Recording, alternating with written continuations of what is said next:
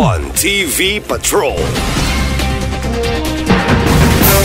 Benepisyaryo sa OFOP sa sunod semester, posibleng madugangan.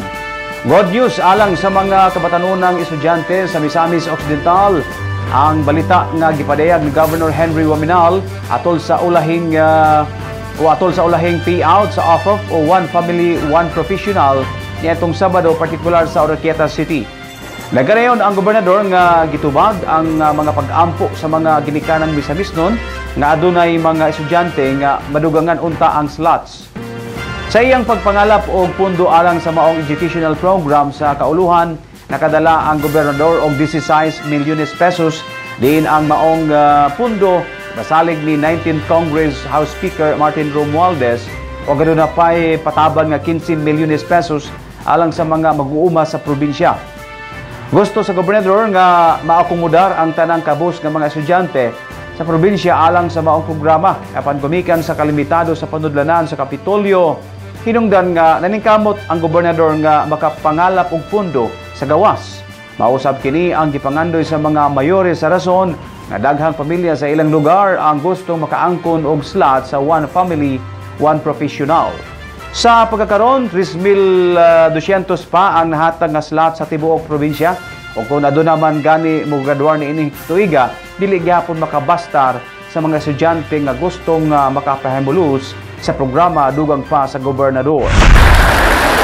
So, ang tinguha sa inyong gobernador o sa inyong mga mayores sama sa gimanifest ni Mayor Acosta nga kung mahimo madungagan pa or madaghan pa ang mga kabatanunan nato nga makaabil nining maong programa.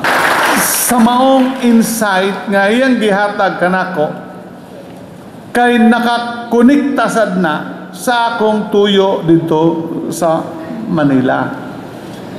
Kay ang atong budget nga 100 million gikan sa atong lokal nga pondo kulang pa sa pag-maintain ninyo karon nga 3,200. Pero kay desire man lagi nato nga madungagan, so usa sa tuyo nako dito sa Manila nangalap ko og pundo, no? Nga makadugang sa maong prohekto. So, may bisita ko kang Speaker Martin Romualdez, ang atong kasamtangang Speaker karon sa 19th Congress.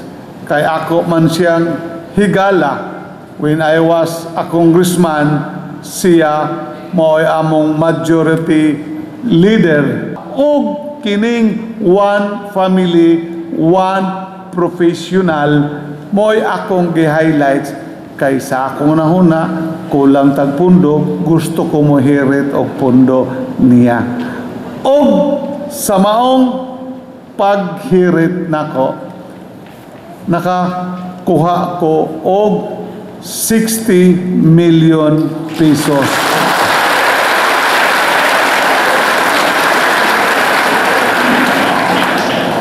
Gipakapinan pa og 15 milyones para sa atong mga farmers.